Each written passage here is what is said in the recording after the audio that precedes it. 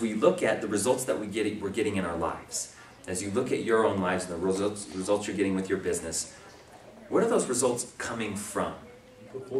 Persistence and effort. So would you consider that to be action? So the results you get are coming from an action. Well, our actions, our behaviors are coming from somewhere else. Where are they coming from? Consider the possibility that everything that we feel, our emotions are behind every action that we take. So think about this. Somebody who's depressed, how are they going to be sitting? Kind of slumped over, right? Breathing shallowly. Are they going to go out and want to change the world or run a business? No. Probably not, right? But somebody who's excited, enthusiastic, has a feeling of appreciation and excitement, how are they going to be using their bodies? What kind of actions are they going to be taking? You notice them. Absolutely. You definitely notice them. And so, just with those two scenarios, we can see that emotion plays a huge part in our experience. It's going to determine what we will do or what we won't do in that very moment. So what's creating the feelings that we feel?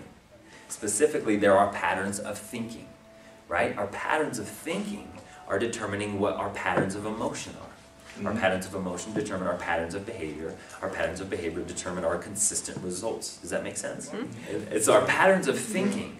Those patterns of thinking, where are they coming from? Learned behaviors. Values and beliefs. Our values and beliefs, conditioning, programming, whatever you want to call it, this is where our patterns of thinking are coming from. Why sometimes are we in inaction? Fear. Fear, exactly. Fear is the #1 thing that stops people from taking action. And fear is what? Fear is an emotion, right? We feel it. It's important to understand this thing of fear, because fear is a learned response. Kids don't know fear, they learn fear. And fear, all fear is a stress response in the body. So for example, in the caveman days, you know, when they were hunting and looking for prey to eat, they had to keep an eye out for lions, right? And if they saw a lion, bam, they went into fear and they started running, or do whatever they had to do to get away from that lion.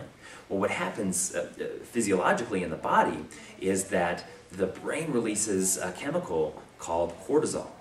Cortisol is released from the adrenal glands, and all of our blood, all of our red blood cells get sent to the extremities, the arms and the legs, to prepare ourselves to fight or flight, right?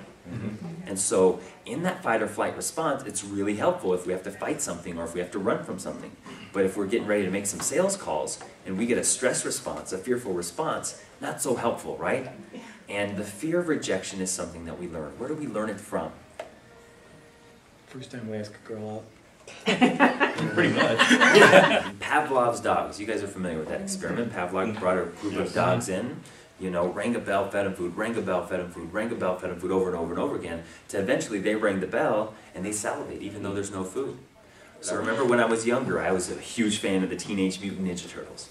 And, you know, I was at Kmart with my mom, and I was like, the whole set was right here, right, if you can imagine. I was like, Mom, will you buy this whole set for me? She said, no. I said, okay, what about, you know, these characters right here? She said, no. And I said, okay, what about these two?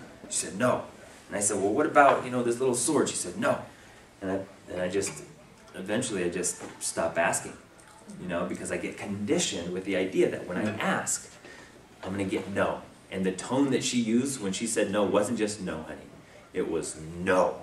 And we start to make sales calls, you know, and we start to get a few no's. It starts to bring up those past experiences. Somebody mentioned it earlier, subconsciously. And then we start to get little cortisol shots. No, you know, I don't want to buy your product. They hang up and you don't even notice it, but you're getting a small cortisol shot. And after a while of doing that, it's like, you know what, this is too painful. I don't want to do this anymore. Thomas Edison, amazing inventor, right? Amazing inventor. And you may have heard this story, beautiful story. He's sitting in his creative room, if you can imagine, and he's trying to make this light bulb work, you know, wonderful invention.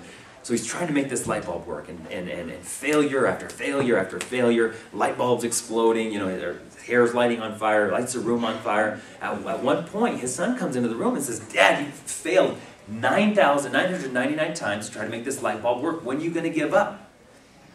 And Thomas Edison's thinking was, you know what, I haven't failed 9,999 times. I've discovered 9,999 ways not to make a light bulb work. And so if we start to look at those efforts as information, as feedback on how to continue to change our approach,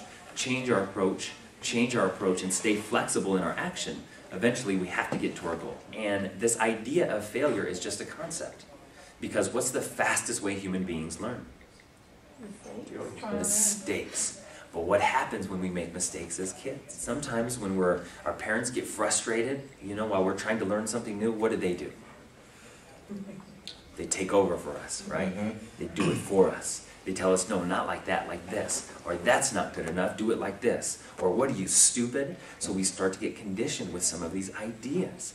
And then eventually we get programmed that anytime we try something new, whoa, I better not do that. I might fail.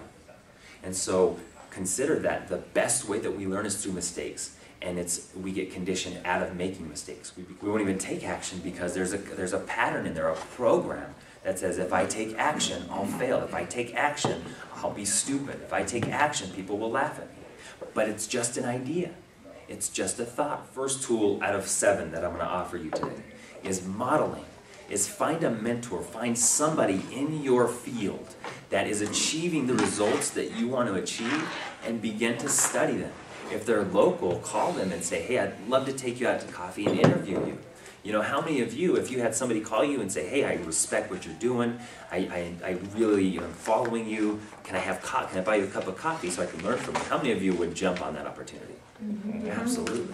Find a mentor, find somebody, a business, an individual who is achieving the results you want to achieve, and study them. If they've written a book, read the book. Find out their path. Questions. The mind triggers on questions. What time is it right now, by the way? 10:15. Some of you caught that, but some of you went right to the answer because your mind triggers on questions. So when you ask a question, your brain automatically goes and starts looking for the answer. So some powerful questions you could ask yourself in the morning are, what am I really looking forward to today? You see how that kind of takes you in a direction? What am I most excited about today? Who can I really service today? How can I be at my best today? How can I really kick butt today? You see how those questions take you in a direction versus, what if I don't succeed today? What if I fail today? So utilizing questions, constructing, developing questions that take you forward, that ignite positive, powerful feeling emotions in you, so the actions that you take represent those emotions. It's visualization, probably one of the most powerful tools I've used. I didn't even know I was using it consciously when I was playing football, but I would always visualize myself catching touchdowns, breaking tackles and all of these things.